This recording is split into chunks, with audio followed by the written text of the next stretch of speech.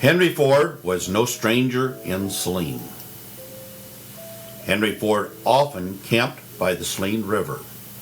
The Model T Ford left in the photograph appears to be a center door model which was bought for about $450.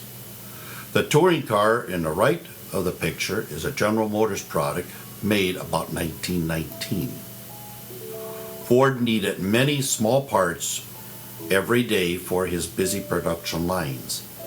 He decided to create small manufacturing plants in villages and towns near Detroit. By the time he started his village industries in 1920, some Detroit companies had been unionized. Ford consistently opposed unions, and this may have played a role in his decision to create small plants in rural areas. Ford had a vision to merge urban factories with rural farming through a little-known crop, the soybean. In 1932, he ordered 7,500 acres of his farmland to grow this ancient Chinese plant. The Schuler Mill was built by David Schuler Haywood in 1845 and became known as the Schuler Flour Mill. This mill led to the development of a small settlement known as Barnegat, which is now a part of Saline's west side. Michigan businesses prospered during and after the Civil War, but the Schuler Mill was an exception.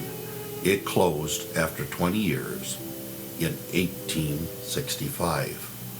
I do not know what it was used for the next 7 decades, but in 1938, Henry Ford purchased the 3-story mill and converted it into one of his village industries. Imagine the excitement when Henry Ford came to the small rural village of Saline to restore the dilapidated flour mill. People thought he had totally lost his mind. Henry Ford was drawn to Saline because of the Saline River. Henry restored this mill, diverted the river, built a dam, and installed a water wheel to produce electricity. Behind his mill, he built a soybean extractor plant to produce soybean oil for plastics and for vehicles. This extractor plant also turned out soybean water-based paint. Pigments and protein solutions were shipped from the Highland Park plant to Saline for processing. Henry paid 700 farmers in the area to grow soybeans. The farmers trucked their soybean crops to the Saline location where they were refined into soybean oil. He used soybean oil in paints, in soybean meal in automotive doorknobs, horn buttons, window trim, and accelerator controls. Ford pioneered putting chemistry and the allied sciences to work for agriculture. In 1941, he produced the first plastic-bodied car, the forerunner of the Corvette and other plastic-body vehicles. This photograph shows Henry swinging a sledgehammer at the car panel made of soybean meal. He had soybeans spun into filament that could be used to make upholstery. He even had a soybean wool suit and tie made for himself. Henry Ford developed the Fordson farm tractor. The Ford Motor Company manufactured this farm tractor for many years. His interest in farming was heightened when he began experimenting with farm crops in 1906.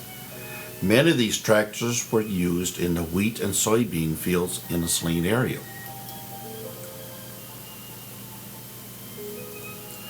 Wheat was also a crop of interest to Henry Ford.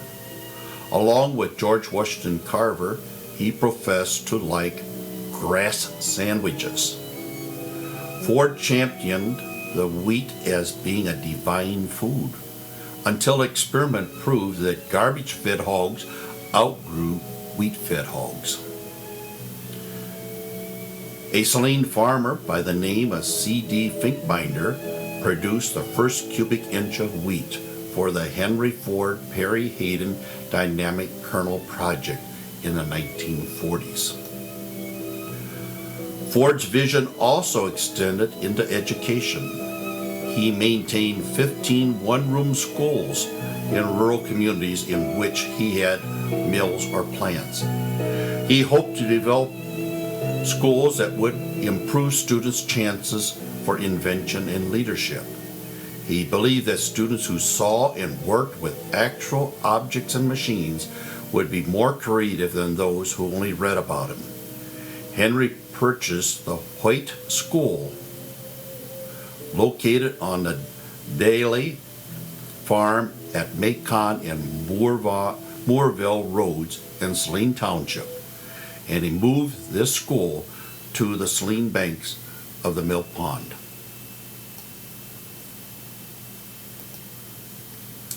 Henry had a great interest in the students.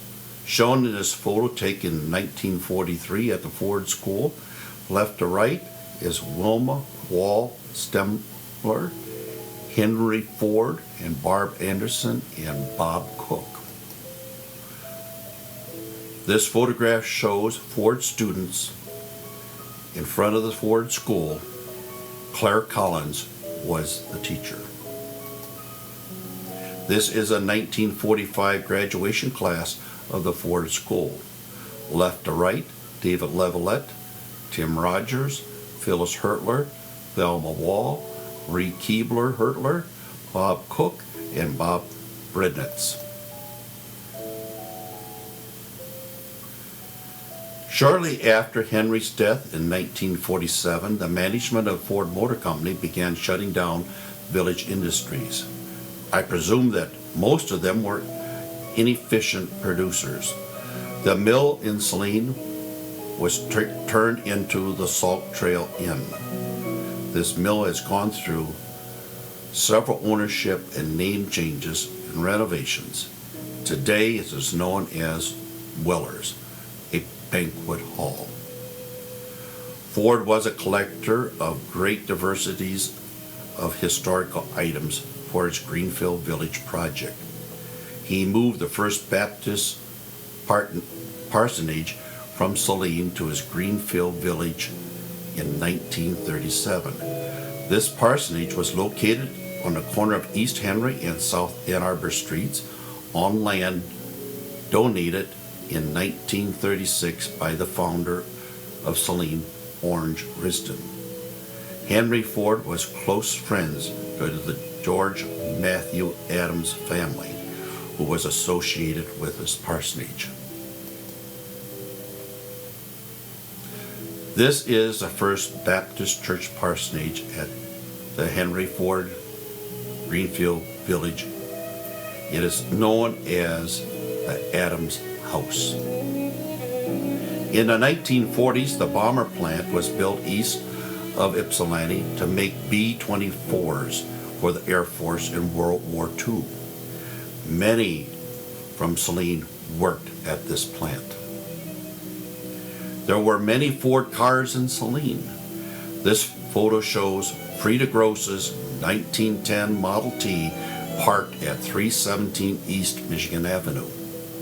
There was a Ford truck in the Saline parade. In 1922, one could buy a new Ford for just a down payment of $12.60 at the F.O. Weidman Auto Company, located on the site of the former R&B Tool Building on Michigan Avenue, downtown Saline. This photo was taken in 1932 of the Weidman gas station, located next to 118 Michigan Avenue. William Kinsley is standing by the pump. There is a hard-to-see car in the garage window, and it is a 1932 Model B Ford. Henry Ford had a private railroad car called the Fairlane.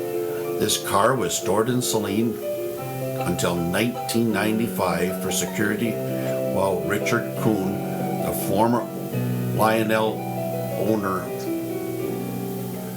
had ownership of this car. The car was moved to Greenfield Village in 1998. Shown in the back of the car is Harvey Firestone, Henry Ford, and Thomas Edison. In August of 1965, Ford began construction of the Ford Motor Company plastics plant on the east side of Saline. This plant employed as many as 2,500 workers. This factory continues to operate and supply the auto industry, but is no longer a Ford plant. This is an aerial view of the Saline Ford plant of 1966. Shown in the photograph is also the Morton Poultry Farm to the west, the Rentschler Farm to the east, now the Rentschler Farm Museum, and A&L Chevrolet at the lower right-hand corner.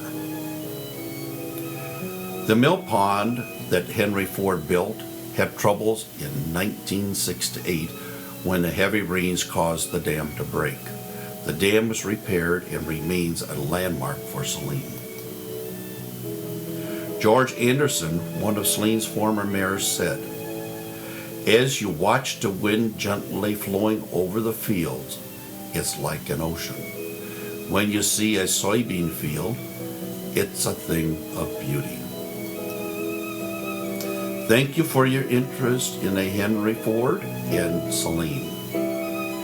Here are some facts about Michigan soybeans. This slide will remain on the screen for about another 12 seconds.